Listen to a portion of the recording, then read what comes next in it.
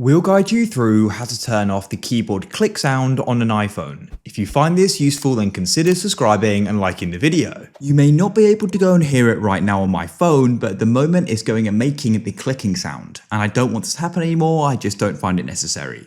So there's a simple setting we can change. Come out of wherever you are currently and open your settings. In your settings, you need to go and scroll down and go and find sounds and haptics.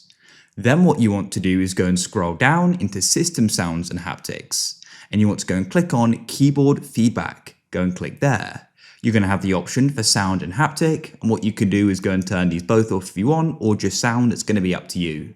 Now you should notice the keyboard clicking sound has stopped.